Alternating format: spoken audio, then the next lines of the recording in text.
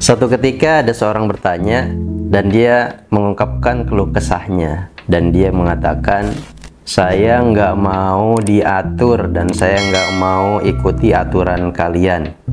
Maka dengan singkat saya jawab, kalau nggak mau diatur dan nggak mau ikut aturan, maka hiduplah kamu di hutan.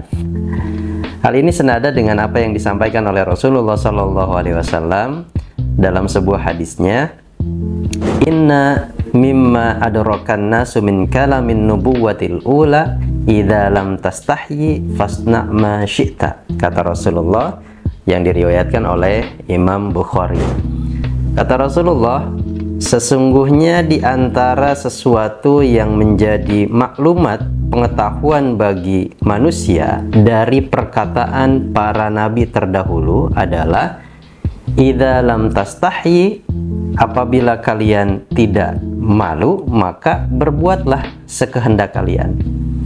Maka teman-teman sekalian, hadis ini mengajarkan kepada kita bahwa Rasulullah mengambil sebuah perkataan, dan perkataan ini masyhur di kalangan para nabi terdahulu, yaitu tentang bagaimana seseorang itu tidak luput dari sebuah aturan.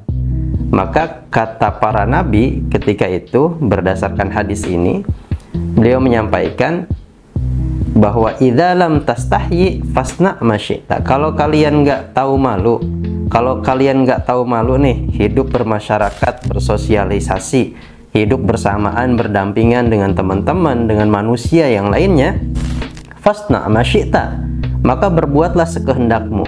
Gimana kira-kira ketika kita berbuat sekehendak kita? Akan ada orang yang tersinggung, akan ada orang yang melihatnya menjadi sebuah sesuatu yang barangkali risih dan menjijikkan. Dan itu semua, kata Rasulullah melalui hadis ini, jadi para nabi terdahulu, ini perkataan masyhur, idza lam tastahi fasna ma syi'ta, kalau engkau nggak tahu malu, berbuatlah sekehendaknya. Di mana kita bisa berbuat sekehendaknya? Di negara Indonesia punya aturan, ada hukum pidana, ada hukum perdata. Tidak boleh menyerobot hak orang lain, tidak boleh berbuat semena-mena, tidak boleh berbusana yang tidak sopan, atau berperilaku yang seperti hewan. Kalau misalkan kita tidak mau diatur, maka hiduplah sendiri di hutan. Itu pun kalau misalkan kalian tidak punya iman, karena malu itu adalah bagian dari iman. Maka orang mukmin atau orang muslim, dia punya sifat yang bernama malu.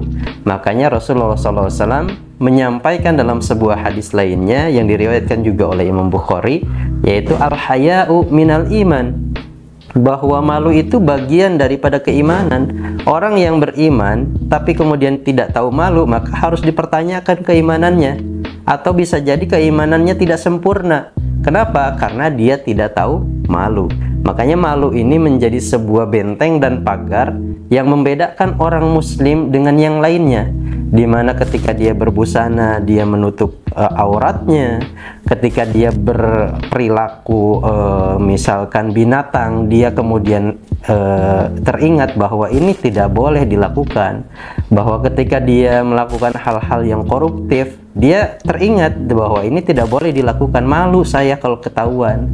Tidak boleh mencuri, tak malu kalau saya ketahuan, dan lain sebagainya. Maka sifat malu ini menjadi penting bagi seorang mukmin, dimana jika dia sudah tidak punya rasa malu di dalam dirinya, maka coba pertanyakan keimanannya, apakah masih ada di dalam dirinya sebuah keimanan.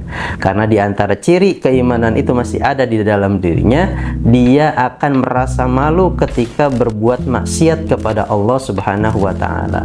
Maka teman-teman sekalian, mari kita sama-sama menjaga rasa malu ini menjadi sebuah benteng bagi kita, supaya keimanan kita tetap sempurna. Ketika kita melakukan sebuah keistiqomahan dalam diri kita dengan menjaga rasa malu kita tetap pada posisinya, kita akan berperilaku sebagai orang yang di hadapan manusia terhormat, dan juga secara otomatis bahwa secara tidak langsung kita sedang mengikuti apa yang diarahkan oleh Rasulullah Shallallahu Alaihi Wasallam. Mudah-mudahan bermanfaat. Hadanallahu wa iyyakum ajma'in. Assalamualaikum warahmatullahi wabarakatuh.